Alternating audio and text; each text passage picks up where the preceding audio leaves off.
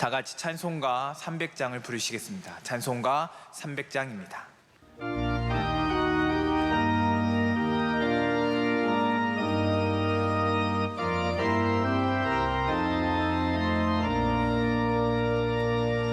내 맘이 낙심되며 근심에 눌릴 때 주께서 내게 오사 위로해 주시네. 가는 길 캄캄하고 괴로움 많으나 주께서 함께하며 내 짐을 지시네. 그 은혜가 내게 족하네. 그 은혜가 족하네. 이 괴로운 세상 지날 때 그 은혜가 족하네. 희망이 사라지고 친구 날 버릴 때 주 내게 속삭이며 새 희망 주시네. 싸움이 맹렬하여 두려워 떨 때에 승리의 왕이 되신 주 음성 들리네. 그 은혜가 내게 족하네. 그 은혜가 족하네. 이 괴로운 세상 지날 때 그 은혜가 족하네. 번민이 가득 차고 눈물이 흐를 때 주 나의 곁에 오사 위로해 주시네. 환난이 닥쳐와서 어려움 당할 때 주님의 능력이 원수를 이기네. 그 은혜가 내게 족하네. 그 은혜가 족하네. 이 괴로운 세상 지날 때 그 은혜가 족하네. 아멘. 오늘 우리에게 주시는 하나님의 말씀은 구약성경 다니엘 1장 9절 말씀입니다. 구약성경 1231면에 있는 다니엘 1장 9절 말씀을 다 같이 봉독하도록 하겠습니다. 시작. 하나님이 다니엘로 하여금 환관자에게 은혜와 긍휼을 얻게 하신지라. 아멘.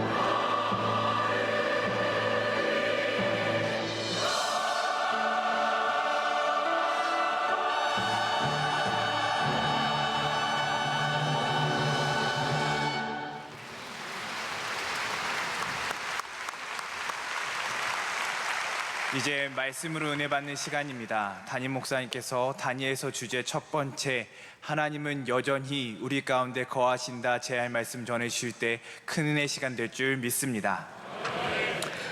할렐루야. 네. 우리 다니엘서에 대한 말씀을 다양한 각도로 저희가 보고 있습니다. 언제 또 우리가 다니엘서를 이렇게 공부해 보겠습니까? 안 그렇습니까, 여러분? 네. 좋은 마음을 가지셔야 돼요. 왜 또 다니엘을 또 이렇게 하냐 그러지 마시고 질질 끈다 이렇게 생각하면 안 되시고요. 우리가 평생에 이렇게 다니엘서를 집중해서 말씀을 통해서 나눌 수 있는 기회가 저는 다시는 오기 쉽지 않을 거라고 생각합니다. 저 개인적으로도 마찬가지고 제가 다니엘서 벌써 거의 2년을 하고 있는데 우리 다른 성경도 해야 될 게 많기 때문에 제가 다니엘서를 다시 할 가능성은 별로 없습니다. 그러니까 할 때 잘하자고요. 네, 저는 늘 그런 생각 같습니다. 할 때 잘하자. 그래서 늘 예전에도 공부할 때 집에 가서 보자가 아니라 할 때 잘하자. 지금 말씀하실 때 좀 잘 귀 기울여 듣고 그게 훨씬 더 효율이 좋고 또 은혜가 많습니다. 그래서 교회할 때도 늘 말씀드리지만 교회에서 함께 기도하자 할 때 그때 좀 할 때 잘하세요. 네.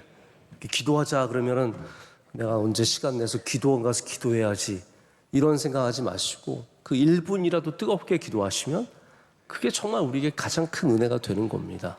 찬양할 때도 그렇게 하시고 또 우리가 또 언제 시간 내서 말씀을 뭐 또 유튜브에서 듣고 뭐 그러겠습니까? 오늘 이왕 여기까지 오셨는데 말씀 들을 때 잘 들으시길 축복합니다. 이때는 또 무진장 졸다가 또 이제 집에 가서 뭐 다른 설교 찾아 듣고 그러지 마시고 오늘 이 시간에 주신 하나님의 은혜 누리시길 축복합니다.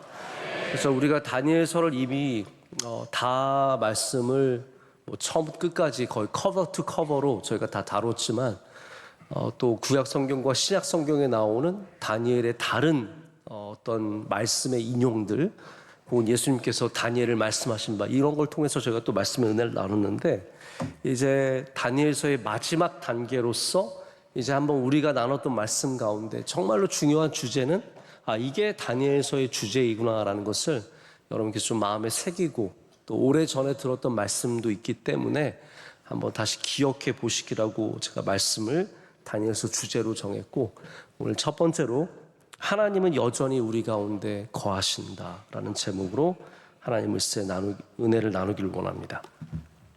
우리 모두가 그런 마음들이 있습니다. 그때가 참 좋았었는데 미국에 가니까 미국은 1960년대를 향한 로망이 굉장히 큽니다.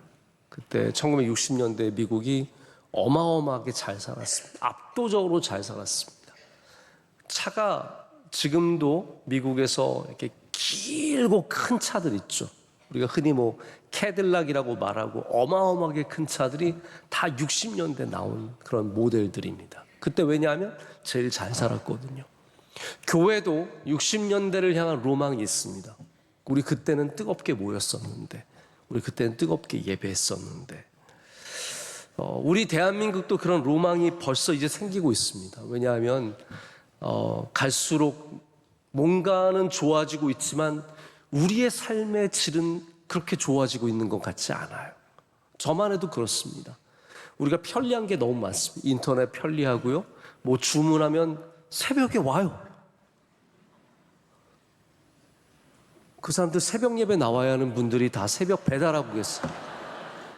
그래서 뭐 필요하다 그러면 아이가 예를 들어서 내일 학교에 뭘 가져가야 되는데 깜빡하고 못 샀다. 밤에 주문하면 새벽에 와요. 가위도 오고 칼도 오고 연필도 오고 다 온다고요. 이렇게 편리한 시대를 살아가고 있지만 여러분 이 시대가 과연 20년 전보다 훨씬 더 낫습니까? 솔직히 그렇게 말하기 힘들잖아요. 저는 오히려 20년 전에 우리 명성교회 저 구본당에서 맨날 실로암 부르던 그때 부르고 또 부르고 또 불러도 은혜가 되고 정말 밤낮으로 모이고 열심히 모였던 그때가 어떻게 보면 우리의 로망이죠. 자, 그런데 우리가 잊지 말아야 할 것이 있습니다. 하나님은 그때도 계셨지만 지금도 우리와 함께하고 계십니다. 여러분의 전성기에만 하나님께서 함께 하신 게 아닙니다. 우리 잘 나갈 때, 우리 집 막 빗자루로 10,000원짜리 쓸어 담을 때, 네? 뭐 2개긴 하지만 빗자루로 쓰는 거예요. 뭐 어찌 됐던 간에 여러분이 건강했던 때, 사회에서 높은 직위를 가졌던 때, 많은 사람들이 줄을 이어 찾아와서 선물 바치던 그때만 하나님이 함께 하신 것이 절대로 아닙니다. 우리 하나님은 우리가 연약해졌을 때도 여전히 우리와 함께하고 계시고, 내가 직장을 잃어버려도 하나님은 여전히 나와 함께 하시는 것이고, 하나님은 영원히 우리와 함께 하시는 겁니다. 이게 다니엘서의 가장 중요한 주제가 아닐까 저는 생각해 봅니다. 우리 하나님은 저 영화로운 시온산의 예루살렘 성 그 안에 성전에서도 우리와 함께 하셨지만 비참하게 포로가 되어서 잡혀가서 이렇게 남의 나라에서 서럽게 살아가는 이때에도 하나님은 여전히 우리와 함께 하신다. 이것이 다니엘서가 보여주는 핵심 중에 핵심이라고 할 수 있습니다. 여러분, 하나님의 함께 하심의 주제를 다니엘서 여러 가지로 우리가 볼 수 있는데, 제가 2가지만 좀 오늘 말씀 1장을 기준으로 크게 말씀을 드리자면, 우리가 경험하는 하나님으로서 하나님의 함께 하심을 느낄 수 있습니다. 예를 들어서 다니엘이 기도를 열심히 하죠. 다니엘서의 또 다른 중요한 주제는 이제 기도인데 계속 기도하잖아요. 왕의 조서를 받고도 자기의 윗방으로 올라가서 예루살렘을 향해서 문을 열고 기도하던 그 다니엘, 그 다니엘이 경험하는 하나님의 임재, 하나님의 함께 하심. 여러분 기도하시길 축복합니다. 하나님의 함께 하심을 우리가 잊고 살 때가 있지만 경험하게 하는 것이 기도이며 또한 예배입니다. 우리 사람들은 다 잊잖아요. 하나님이 함께 계신 걸 잊기 때문에 자꾸 기도해야 합니다. 그래서 하나님께서 지금도 나와 함께하고 계시고 나를 바라보고 계시고 내 기도와 간구에 귀를 기울여 주신다는 것을 느껴야 합니다. 또 불풀무 가운데 우리 좀 이따 또 한 번 더 말씀드리겠지만 우리 그리스도의 현현이라고 하는 넷째 사람이 이 다니엘의 세 친구와 함께 그 풀무불 안에서 걸어 다니지 않습니까? 이게 다 하나님께서 우리와 이 삶에서 동행하시며 함께 하시는 모습으로 보여지는 중요한 사건들입니다. 그런데 또 하나의 함께 하심이 있습니다. 그게 뭐냐면 우리 모든 일들 가운데 하나님께서 지금도 역사하고 계시고 주관하고 계시다는 것이 다니엘서가 보여주는 하나님의 함께하심의 내용입니다. 그러니까 하나님의 함께하신 걸 어떻게 느끼느냐? 나의 삶을 하나님께서 주관하고 계시는 거예요. 나는 내 마음대로 살아가고 있는 것 같지만 내가 여기 살게 된 것도, 내가 사람들 그냥 내 마음대로 만나게 된 것 같지만 그게 아니라 하나님께서 누군가를 만나게 하셔서 길을 열어주신 것도 다 하나님께서 함께 하시는, 주관하시는 삶, 역사하시고 일하시는 하나님이 경험되어지는 중요한 통로입니다. 그래서 지금 이스라엘이 이 수많은 백성들이, 전부 다는 아닙니다. 다가 아니죠. 백성들 가운데서 일부분이 포로로 잡혀갔는데 그 가운데 특별히 귀족의 자녀들이 많이 있었고 다양한 계층이 잡혀갔습니다. 근데 이들이 바벨론의 포로로 잡혀가서 있는데 경험하는 게 뭐냐면 그들의 삶을 하나님께서 여전히 주관하고 계시다라는 거예요. 그래서 다니엘도 여기에 와서 별의별 일들을 당하지만 1장에서 가장 도드라지게 나타나는 것이 뭐냐면 하나님께서 다니엘에게 은혜를 주시고 총명함을 주시고 다니엘로 하여금 이 삶을 살아내고 거기서 많은 사람들에게 하나님의 영광을 드러내는 위대한 사람으로 길러주시는 것이 하나님께서 일하시고 역사하시는 부분을 발견하게 되는 것입니다. 자, 여러분 신앙생활 다 잘하고 계시니까 한번 중요한 질문을 드려볼게요. 우리 하나님은 어디 계실까요? 하나님 어디 계실까요? Somewhere 저 어디 우주 어딘가에 보좌를 잡고 앉아 계셔서 우리를 다스리고 계실까요? 하나님은 어디 계실까요? 여러분, 거기에 대한 답은 분명합니다. 하나님은 어디 계시냐면 right here, right now예요. 우리 하나님은 지금 여기, 바로 지금 이 시간 우리와 함께하고 계십니다. Right here, right now라고 하는 하나님에 대한 인식이 우리에게서 멀어져서는 안 됩니다. 근데 이제 어려우면, 사람들이 시험을 당하고 마음이 어렵고 힘든 일을 당하면 하나님이 굉장히 멀리 있는 것처럼 느껴집니다. 그런 거 있잖아요. 소원해진다. 저는 이제 가끔 제가 약한 한국말이 있는데, 대학교 때 친구랑 이렇게 만나서 얘기하는데 소원해졌대요, 관계가. 저는 그래서 아니 뭘 소원하지? 이게 뭐라고 해석이 안 되는 거예요. 제가 생각하는 소원은 뭔가 make a wish잖아요. 뭔가를 원하는 거. 근데 알고 봤더니 소원해진다는 것이 이게 멀어지는 관계를 소원해진다 그러더라고요. 저도 이렇게 살다 보면 정말 가까웠었는데 뭔가 관계에 트러블이 생기면서 소원해지고 멀어지고 나중에는 아예 연락도 안 되는 그런 관계들이 생기더라고요. 여러분, 우리가 하나님과 멀어지지 않기 위해서 우리 하나님께서 지금도 살아서 역사하시며 나의 삶 가운데 주관자가 되어주신다는 것을 분명히 기억하시면서 기도하시면서 살아가시기를 축복합니다. 다니엘서는 그래서 보십시오. 계속 통치자가 바뀝니다. 나라가 계속 바뀝니다. 그런 상황 속에서 다니엘이 우리에게 보여주는 것은 뭐냐면, 그러나 하나님은 여전히 right here, right now예요. 여전히 여기에 우리와 함께하고 계신 것을 반복해서 보여주는 겁니다. 그래서 하나님이 어딘가 다른 곳에 계신 분이 절대로 아닙니다. 이 시간도 하나님께서 바로 여기에서 우리 예배를 받아주시고 연약한 심령 가운데 은혜를 내려주시며 여러분 한 분 한 분을 만져주고 계신 줄로 믿습니다. 프란시스 셰퍼가 그래서 하나님을 바로 그곳에 계신 하나님이라고 얘기합니다. The God who is there. 그러니까 하나님은 어디에 계시냐면 항상 그곳에 계신 거예요. 그곳이 어디입니까? 여긴 거예요. 바로 이 자리며 나의 삶이며 나의 가정이며 나의 직장이며 여러분들의 삶 하나하나에 다 하나님은 계시다라는 거예요. 그래서 하나님은 단순히 존재하시는 분이 아닙니다.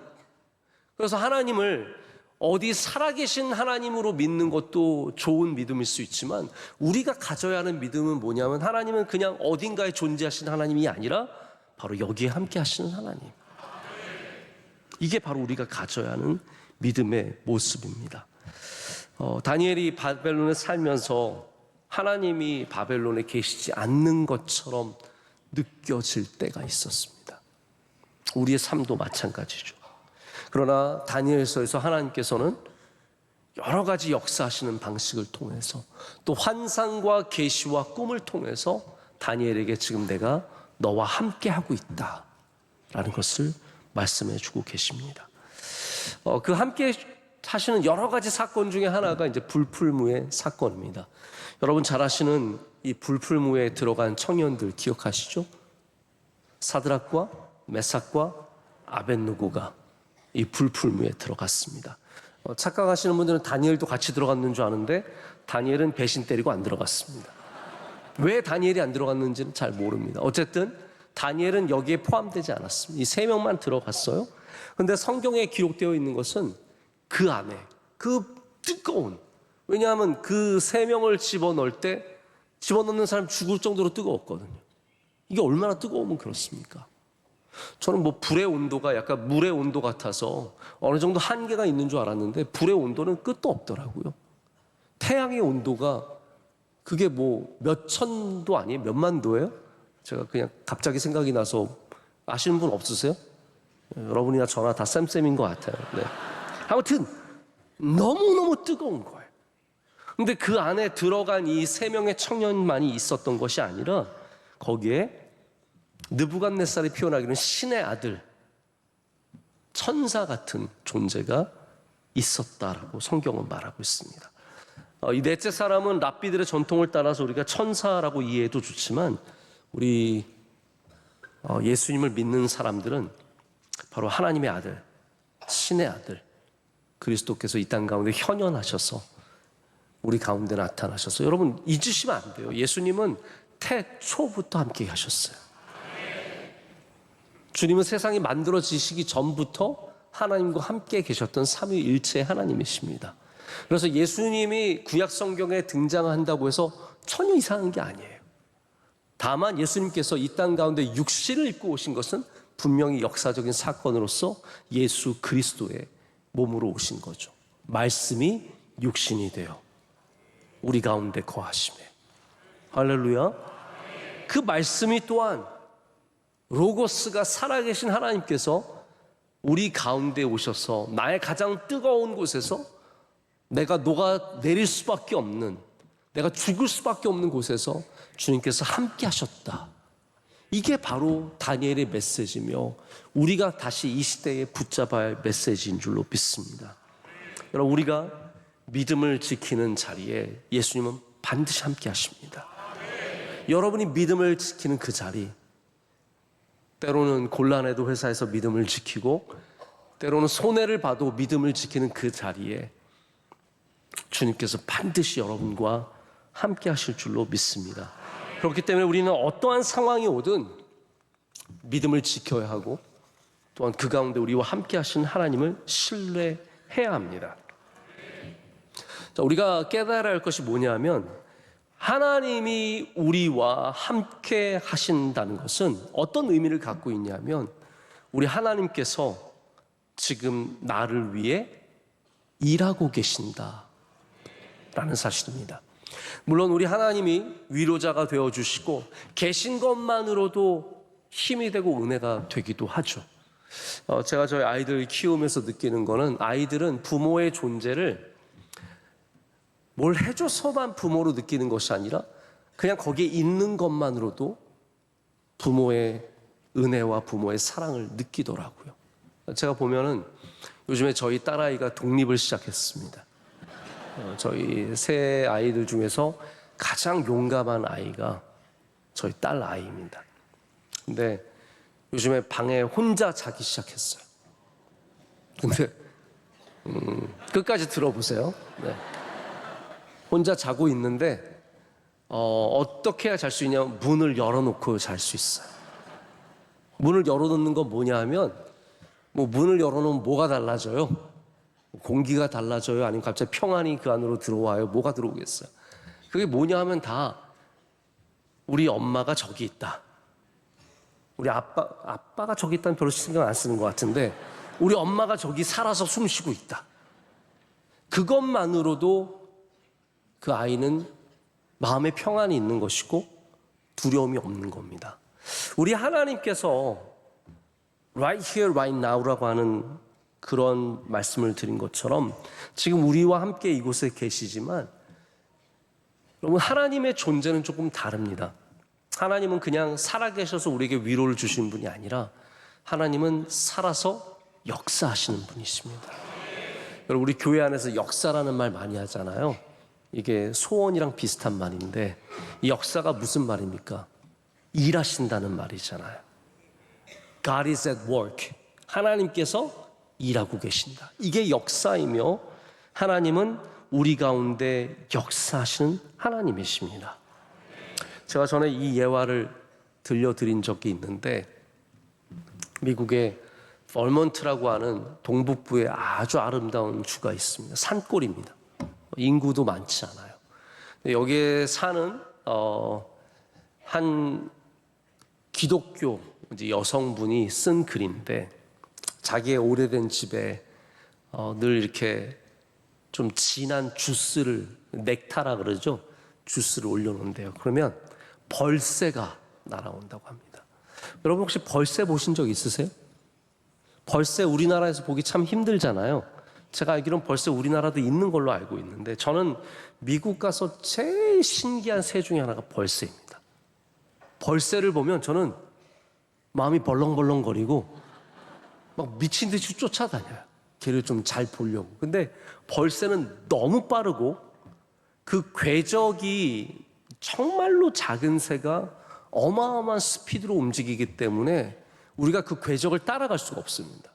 보통 새는 이렇게 제비도 보면 슉 날아가니까 보이잖아요. 얘는 어떤 UFO처럼 움직여요. 막 이렇게 자기 지그재그 마음대로 움직이는 애예요. 벌새가 저는 제일 신비한 새고, 한번 정말 저한테 마음을 좀 열어주고 걔가 이렇게 와서 제 앞에서 좀 이렇게 날아줬으면 소원이 없겠어요. 지난번에도 한번 제가 보는데 막 이렇게 있다가 그냥 푹 사라져 버렸어요. 공중으로 천사처럼 사라졌어요. 근데 이 벌새가 그 집에 와서 그 넥타를 마시면서 왔다 갔다 하는 거예요. 이분이 그때 깨달은 게 있어요. 벌새는 1초에 날갯짓을 50번 한다고 합니다. 1초 지났어 벌써. 2초, 100번.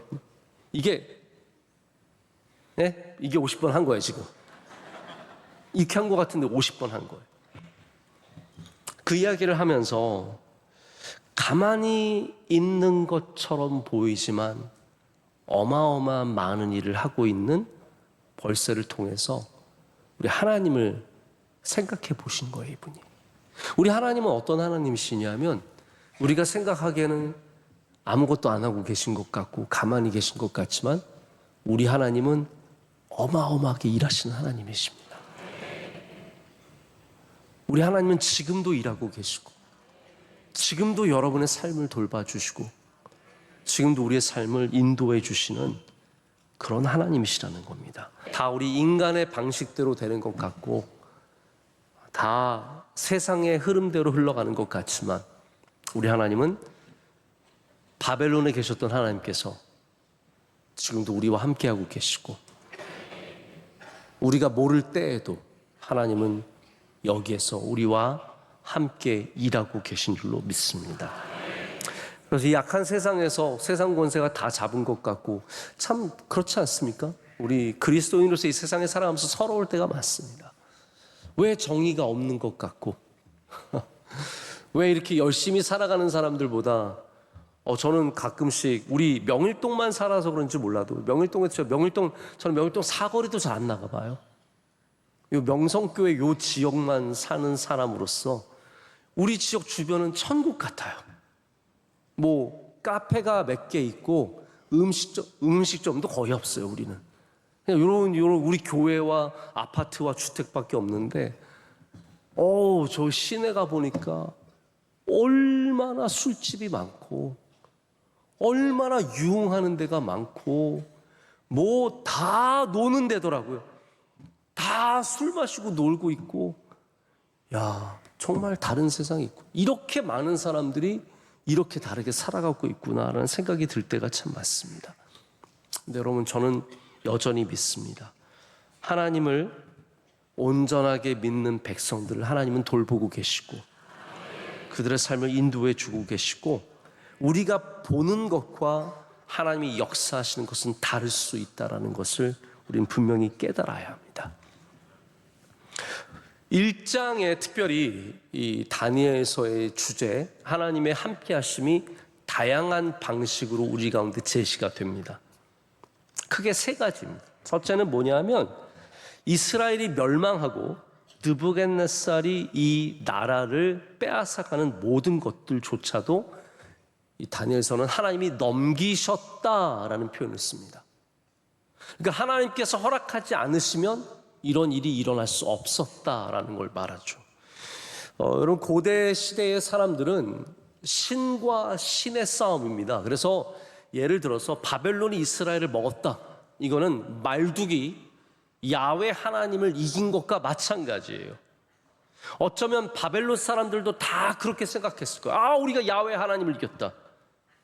유다 사람들 가운데서도 우리 하나님이 지셨다라고 생각하는 사람도 있었을지 모르겠습니다. 하지만 다니엘서는 바로 1장의 2절 말씀을 통해서 우리 하나님께서 패배하신 것이 아니요 하나님께서 이 나라를 넘겨주셨을 뿐이다라는 것을 말해주고 있습니다. 두 번째는 오늘 이제 본문의 말씀인데 다니엘과 환관장 사이의 사건입니다. 우리가 보기에는 그냥 환관장이 다니엘을 잘 봤구나, 다니엘이 뭔가 좀 잘해서 그의 마음에 들었구나라고 생각할 수 있지만 그게 아니라는 거예요.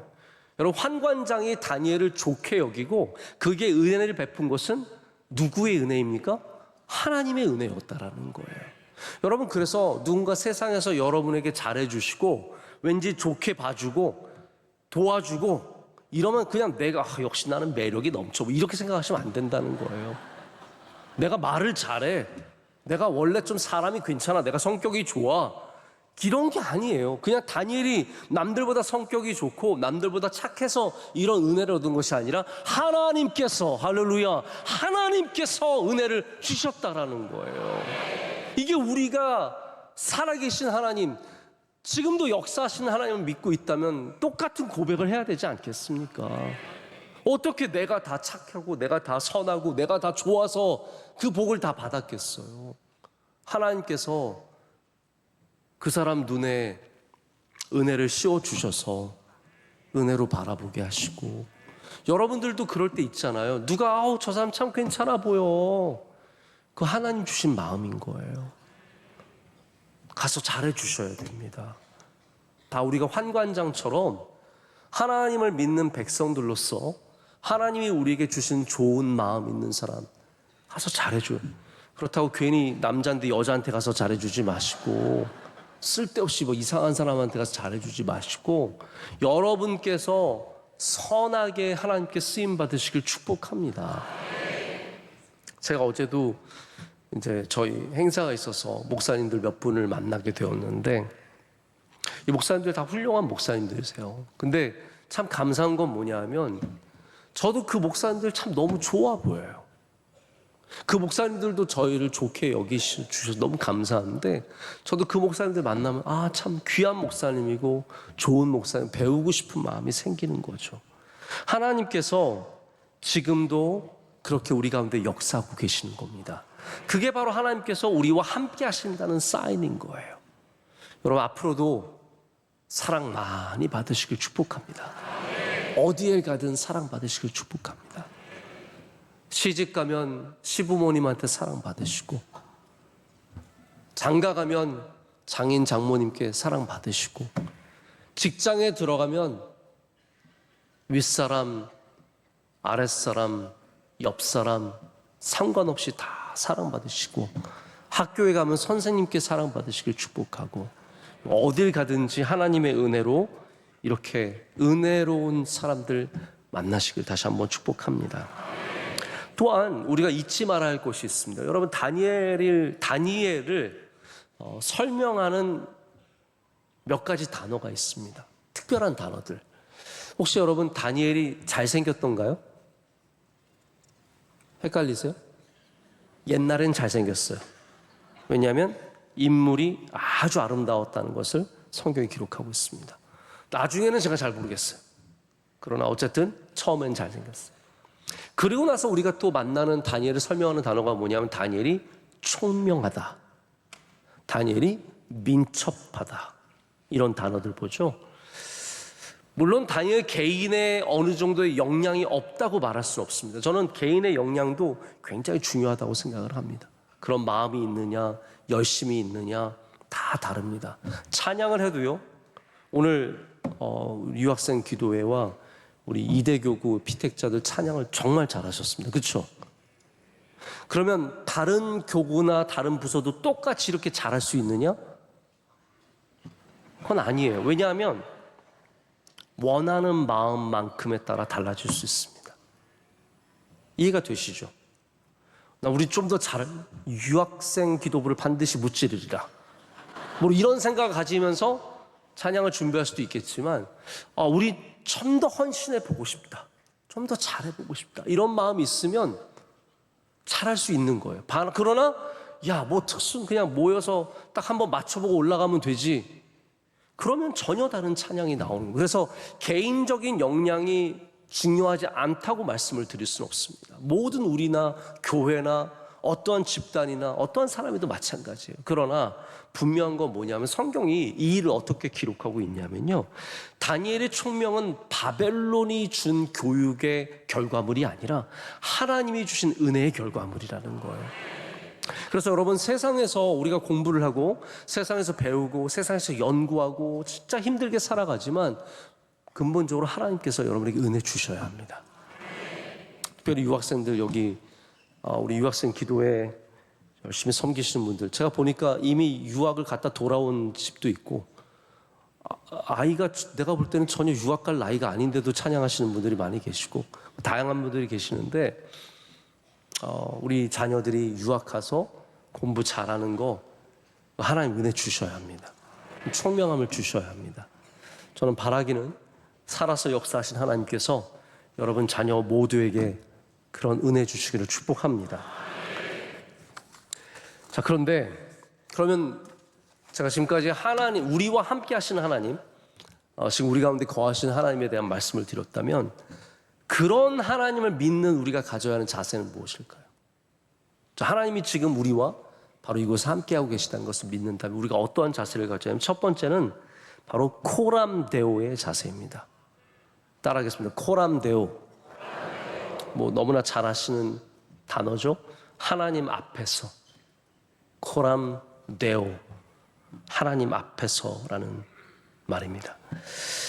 1장 초반부를 보면 다니엘과 친구들이 바벨론의 왕 앞에 섭니다. 그런데 다니엘의 자세는 뭐냐 하면, 다니엘이 항상 그래요. 다니엘이 느부갓네살이며 벨사살이며 이 왕들 앞에 서지만 다니엘의 마음은 항상 어떤 마음이냐면 하나님 앞에 서는 마음이었어요. 여러분, 이게 참 중요합니다. 우리가 세상에 누구 앞에 서더라도 우리의 마음속에는 어떤 마음이 있었냐면 하나님 앞에 서는 마음으로 살아야 돼요. 그래야 그 사람의 비위를 맞추고 그 사람이 잘해주면 내 인생이 풀리고 이러지 않는다라는 겁니다. 여러분, 느부갓네살의 조서가 내려와도 다니엘이 딱 멈추고 가서 기도할 수 있는 것은 그가 느부갓네살 앞에 서는 삶이 아니라 하나님 앞에 서는 삶을 택했기 때문이에요. 이게 지금 right here, right now의 하나님을 믿고 있다면 우리가 가져야 하는 자세라는 거죠.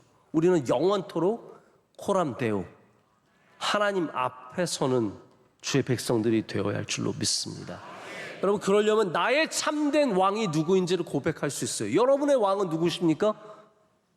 우리의 왕은 하나님이신 거예요. 우리의 왕은 예수 그리스도신 거예요. 제가 요한복음을 참 좋아하는 이유 중에 하나가 뭐냐 하면, 요한복음에 다양한 이유가 있겠지만 요한복음의 진짜 중요한 주제 중에 하나가 우리의 참된 왕이 누구시냐예요. 우리의 왕은 예수 그리스도인 겁니다. 그래서 세상에 어떠한 왕 앞에 서더라도 두려워하지 마시고 하나님 앞에 서는 마음으로 사시길 축복합니다. 손해볼 거 생각하지 마시고, 조금 손해보면 어떡하나. 사람들이 다 그런 것 같아요. 저도 그렇습니다. 조금이라도 손해 안 보려고 우리가 하죠. 그러나 하나님 앞에 서는 마음으로 살 때는 담대해져야 합니다. 그래서 종교개혁가들이 어떻게 종교개혁을 감당할 수 있었냐면 이 코람데오 때문에 그래요.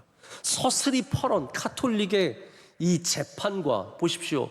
제가 지난번에도 한번 설명드렸는데 얀 후스가 화형당하잖아요.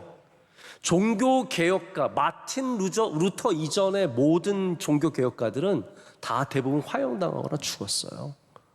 어마어마한 핍박이 있었습니다. 마틴 루터도 재판에 계속 올라가잖아요. 재판 올라갈 때마다 마틴 루터가 그래도 어떻게 영주들 붙잡고 다양한 방식으로 하나님께서 길을 열어주셔서 재판에서 벗어날 수 있었던 거지, 마틴 루터도 야누스처럼 그대로 화형당할 수 있었던 것이 그 서슬퍼런 그 시대의 모습입니다. 그런데 그들이 갖고 있었던 생각은 뭐냐면 우리의 왕은 교황이 아니라는 거예요.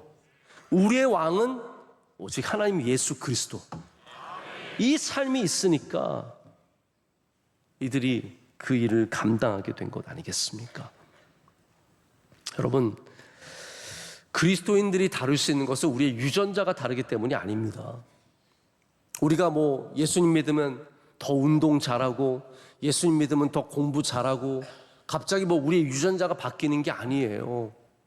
그런데 제가 보니까 우리가 좀 더 공부 더 잘해서 잘 사는 것도 아니고 조금 더 운동 더 잘해서 잘 사는 게 아니라 우리가 하나님 잘 믿어야 잘 사는 겁니다.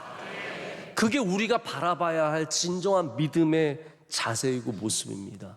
그래서 다니엘의 삶의 진짜 신학은 코람데오입니다. 그것이 그의 윤리입니다.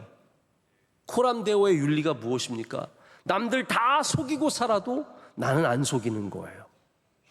여러분, 이번에 우리가 국민사위처럼 사랑받던 사람이 백종원 씨 아닙니까? 네? 저도 백종원 씨 얘기 많이 했거든요. 근데 요즘에 너무 굉장히 안 좋은 얘기들이 많이 나와요. 근데 큰 배반감이 뭐냐 하면 우린 백종원 씨는 그래도 저는 백종원 씨 믿었거든요. 이거 맛있어요 하면 전 진짜 맛있는 줄 알았고, 이거 좋아요 그러면 좋았는 줄 알았고, 지방상인들 살리려고 하는 모습 진정성 있어 보고 다 좋아 보였어요. 그런데 막 햄에 내용 아시잖아요. 이게 원산지 표기가 잘못되어 있고 너무너무 그런 게 이슈가 계속 터져 나오니까 이분이 요즘 너무너무 힘들어하고 있어요. 여러분, 우리는 남들이 어떻게 속이고 살아서 어떻게 돈을 벌어도 코람데오의 정신으로 살아가야 합니다. 쉽게 남들보다 조금 더 돈 많이 벌면서 살 생각하지 마시고 우리의 윤리와 우리의 신앙과 우리의 삶의 기준은 하나님 앞에서입니다. 그래서 칼빈주의라는 게 여러분 굉장히 애매모호하게 들리고 어렵게 들릴 수 있지만 제가 볼 때 칼빈주의의 핵심은 하나님의 주권이에요. 하나님의 주권이라는 말은 다시 말해서 모든 곳에서 하나님을 인식하는 삶이에요. 이해가 되세요? 제가 볼 때는 안 된 것 같아요. 다시 말씀드릴게요. 칼빈주의가 뭐냐? 우리 칼빈주의예요, 아니에요? 칼빈주의예요. 이거 봐요. 우리 칼빈주의인지 아닌지도 모르잖아요. 우리는 개혁교회, Reformed Church예요.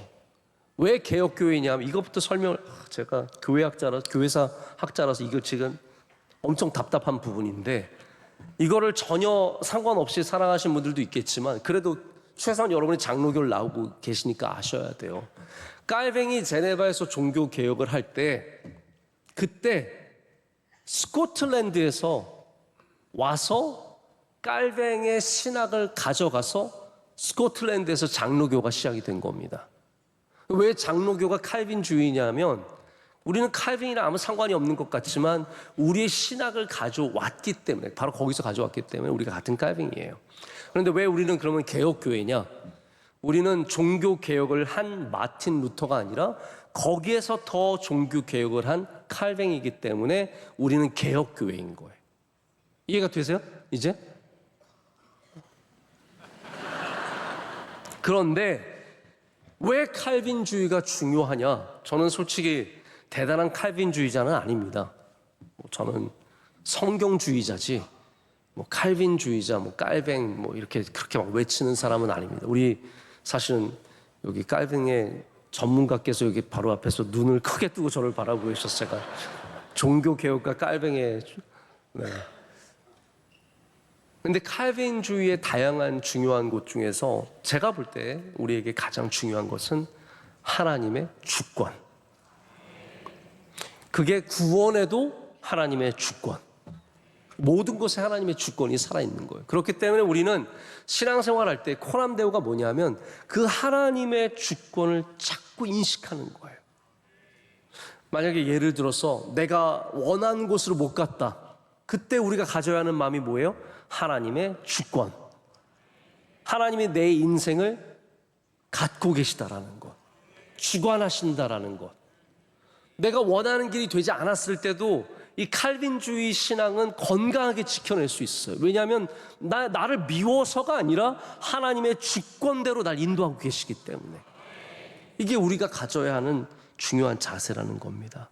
그래서 우리는 모든 곳에서 하나님의 손을 발견할 수 있어야 하고, 그 말은 다시 말해서 하나님이 지금 여기에 우리와 함께하고 계시다는 것이고, 우리는 항상 기도하는 태도로 하나님의 도우심을 구하면서 하나님의 은혜를 구하는 사람 되어야 할 줄로 믿습니다.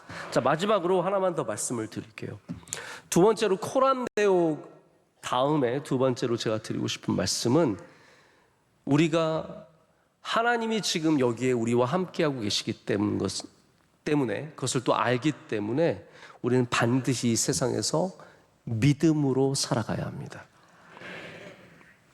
우리는 바벨론을 저항하는 다니엘처럼 살아가야 합니다. 그런데 다니엘은 저항만 한 것이 아니라 그 땅에서 살아냈습니다. 자, 저항한다는 것이 우리가 산으로 들어가야 한다는 말이 아닙니다. 저항한다는 것이 세상의 것을 안 먹는다는 것도 아니에요. 세상의 문화를 즐기지 않는다는 것도 아니에요. 우리 보수적인 신앙인들은 다 세상 노래도 들으면 안 된다, 세상 것도 보면 안 된다, 다 이렇게 어떻게 보면 분리적인 신앙을 갖는데 성경은 그렇게 요구하지 않습니다. 특별히 이제 이 포로기를 다루고 있는 예레미야서를 보면은 예레미야는 뭐라고 말하냐면 29장에 보면 우리 포로로 끌려간 사람이 바로 그 바벨론에 정착해야 되고 거기서 살고 일해야 되고 공동체를 세우고 번성해야 하며 바벨론을 위해서 기도해야 하며 유배자의 희생자로서 살아가는 것이 아니라 하나님에 의해, 여기가 중요해, 그곳에 보냄을 받은 사람으로 살아가야 된다는 거예요. 이게 우리가 믿음으로 살아내는 방식입니다. 우리는 다 세상에 보냄을 받았습니다. 누구에 의해서요? 하나님에 의해서. 하나님의 주권이에요. 누구는 바벨론으로, 누구는 메대로, 누구는 바사로 다 보냄을 받는 겁니다. 미국으로, 영국으로, 프랑스로 다 유학 간 거 다 보냄을 받은 거예요. 우리는 우리의 마음대로 살아가는 것이 아니라 주권을 갖고 계신 하나님에 의해서 보냄을 받았기 때문에 거기에서 다니엘처럼, 할렐루야, 총명하고 능력 있게 거기에 적응해서 살아가는 겁니다. 다만 거기에서 우리는 믿음으로 살아내야 된다는 거예요. 거기에 동화되고 거기에 흡수되고 그 사람처럼 똑같이 살아가는 것이 아니라 우리는 믿음의 사람으로서 살아계신 하나님께서 역사하시는 이 땅 가운데서 살아가야 할 줄로 믿습니다. 다니엘서는 그 이야기를 하고 싶은 거예요. 다니엘서는 그냥 한 명의 영웅을 우리에게 제시해 주는 게 아닙니다. 여러분, 그냥 다니엘의 이야기를 다 알았다고 끝내지 마십시오. 다니엘서가 정말로 여러분한테 하고 싶은 얘기는 지금 하나님이 여기에 우리와 함께하고 계십니다. 그렇기 때문에 우리는 여기서도 믿음으로 살아야 합니다. 이게 다니엘서의 이야기입니다. 오늘 여러분에게 이 세상에서 그렇게 믿음으로 살아갈 수 있는 힘과 능력 주님께서 허락해 주시길 간절히 소망합니다. 주 예수 그리스도의 크신 은혜와 하나님 아버지의 영원하신 사랑과 성령님의 함께하심과 임재하심이 주의 말씀을 붙잡고 세상으로 나가지만 주님과 동행하는 주의 모든 사랑하신 성도들 가운데 이제로부터 영원토록 함께하시기를 간절히 축원하옵나이다. 아멘.